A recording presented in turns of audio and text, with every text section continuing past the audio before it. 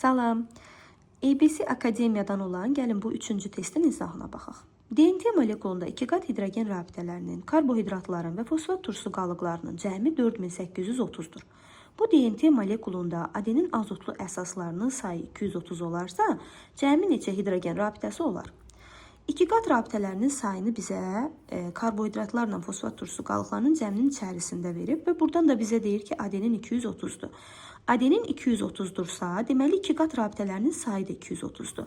Onda mən 4830-dan 230-u çıxaram. 4830-dan çıxaram 230-u. Burada cavabımız eləyər 4600. 4600 həm karbohidratların, həm də fosfat turşusu qalıqlarının cəmidir. Bunu da 2-yə bölüb taparam tək karbohidratları və ya ayrıca fosfat turşusu qalıqlarının sayını. Və mən bilirəm ki, bir nukleotidin içərisində bir karbohidrat olursa, deməli bu karbohidratların sayı qədər də nukleotidlər var.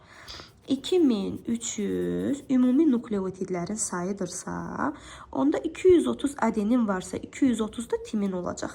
İkisinin cəmi 460 eləyəcək, adeninlə timinin cəmi.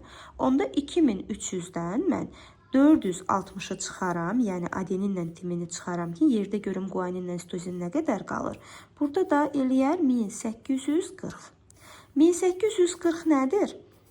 Adeninlə, daha doğrusu guaninlə sitozindir. 2-yə bölərəm, 920 guanin olar, 920 də sitozin olar. Biz burada nukleotidlərin sayını tapmışdıq.